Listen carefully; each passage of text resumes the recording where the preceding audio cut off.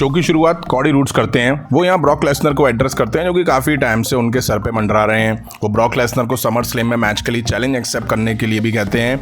Cardi roads ये भी कहते हैं कि जब भी ब्रॉक लेसनर रिंग में आने का फैसला करेंगे तो मैं उसका सामना करने का इंतजार करूंगा। कॉडी रूड्स अब अपनी माँ, फैमिली मेंबर्स और कुछ फ्रेंड्स का आभार जताते हैं जो कि रिंग साइड ऑलरेडी बैठे हुए थे। अब ब्रॉक लेसनर का म्यूजिक हिट होता है बट कोई भी एंटर नहीं होता है। कॉडी अब बैक स्टेज जाने के लिए एंटर होते हैं, तभी ब्रॉक लेसनर चेयर से कॉडी रूड्स पर अटैक करते हैं और चेयर से मारते मारते रिंग साइड लाके उनकी मां के ही सामने F5 जड़ देते हैं और फिर किम्यूरा लॉक लगा देते हैं। ब्रॉक लेसनर इतने से शांत नहीं हुए, उन्होंने अब कॉडी रूड्स को रिंग में डाला और फिर से किम्यूरा लॉक लगा दिया और चेयर से अटैक करा और जाने से पहले उन्होंने कॉडी रूड्स का समर स्लैम का चैलेंज मान लिया। अब हमें गंथर वर्सेस रिडल के बीच मैच दिखा। गंथर ने शुरू में ही रिडल पे सुपर चॉप्स लगाए। गंथर ओवर पावर दिखे इस मैच में, दोनों साइड से बढ़िया अटैक दिखा, कोई मौका नहीं देना चाह रहा था एक दूसरे को, बट एंड में मैच गंथर ने जीत लिया। अब हमें जजमेंट डे दिखाई दी। रेहा रिप्लाई आखिर रिंग में दावा करती हैं कि मैं अनबीटेबल हूं और सबसे डोमिनेट वुमेन सुपरस्टार हूं।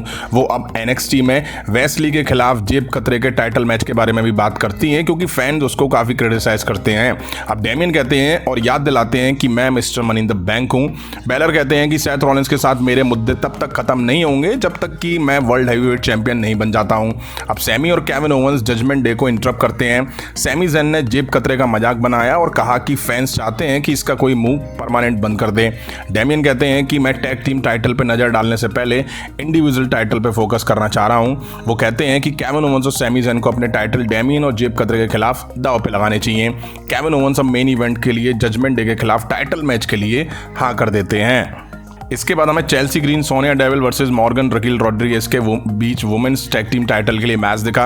अब इस मैच से पहले से ही शायद रकील रॉड्रिगेज के नी में कुछ प्रॉब्लम हो रही थी, शायद रेहा रिप्लाई ने बैक स्टेज उन पर अटैक करा था, उसका ही फायदा सोनिया और चेल्सी ने काफ़ी उठाया। बढ़िया मैच दिखा इनके बीच, दोनों साइड से तगड़ा जोड़ दिखा, बट एंड में सोनिया डेविल ने लगातार रकील रॉड्रिगेज के इंजर्ड नी पर अटैक करा और चेल्सी ग्रीन ने मॉर्गन को पिन करती हैं बट मॉर्गन किक आउट कर देती हैं। हालांकि एंड में चेल्सी मॉर्गन को पिन करती हैं और बन जाती हैं new women's tag team champions. अब सेथ रॉलिंस फ्यूचर में वर्ल्ड हैवीवेट चैंपियनशिप के लिए अपने कंटेंडर के बारे में बात करते हुए बैलर के साथ अपनी सिचुएशन को एड्रेस करते हैं।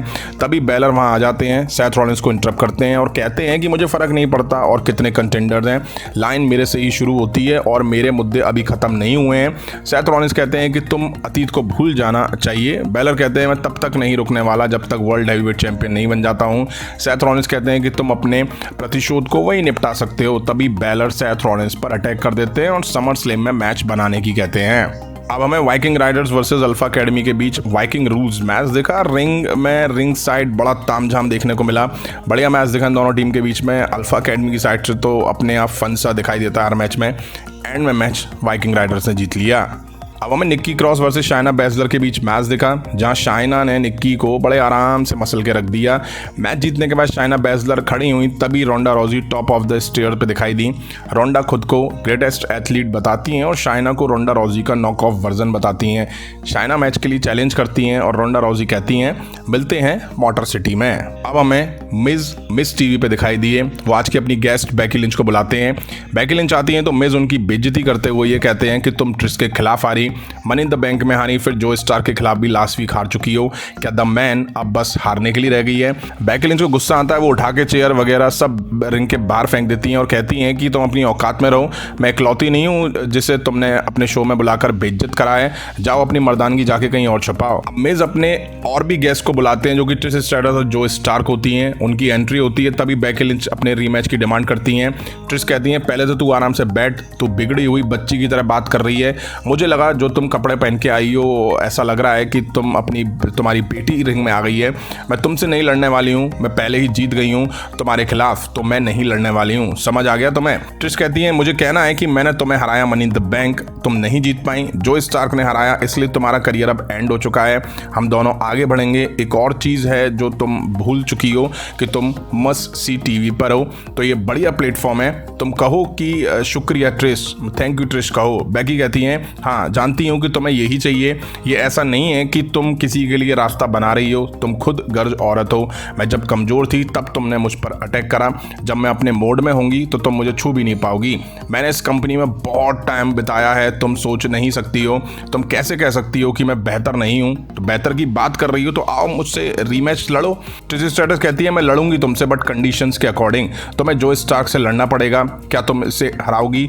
मैं एक और चीज़ मांगती हूँ, जो स्टार्क तुम्हें हराएगी तब तुम अपने घुटनों पे जाओगी और कहोगी थैंक यू ट्रिश। एक और चीज़ जो मुझे चाहिए, मैं चाहती हूँ टैटू करवाओ तुम थैंक यू ट्रिश का, अगर तुम हारती हो। बेकी लिंच सब शर्तें मान लेती हैं। इसके बाद ट्रिश स्ट्रैटस और जो स्टार्क दोनों बेकी लिंच पर टूट पड़ती हैं। बेकी लिंच पलटवार करके दोनों में मार देती हैं और रिंग से बाहर खदेड़ देती हैं। अब हमें नाकामुरा वर्सेस ब्रॉन्सन रीड के बीच मैच दिखा। मैच शुरू होते ही ब्रॉन्सन रीड ने अपनी पावर दिखाना शुरू करा। नाकामुरा ने कोशिश करी पलटवार की, बट नाकामुरा को रिंग के बाहर करके रिंग साइड उन पर जंप लगा दी। अब मैच नाकामुरा की पकड़ में था, तभी टोमासो सिएम्पा ने आके ब्रॉन्सन रीड पर अटैक करके और मार के रिंग के बाहर कर दिया। डिस्क्वालिफिकेशन की वजह से जीत ब्रॉन्सन रीड की हुई। नाकामुरा इससे थोड़ा परेशान दिखे दिए, खुश नहीं दिखाई दिए। टोमासो नाकामुरा से शायद सॉरी वगैरह कह रहे थे, बट नाकामुरा ने टोमासो सिएम्पा में ही किक जड़ दी। अब हमें मेन इवेंट में Sami Zayn, Kevin Owens versus Damian Priest, जेब कतरे के बीच टैग टीम मैच दिखा। बेल बजते ही सेथ रॉलिंस ने एंट्री करके बेलर पर अटैक करा और मारते मारते भाई साहब बैक स्टेज दौड़ा दिया। अब मैच शुरू हुआ। केविन ओवेंस और सैमी ज़ैन ने दोनों पे हमला बोला, हालांकि डेमियन प्रीस्ट ने भी पलटवार करा। बढ़िया मैच दिखा दोनों टीम के बीच में।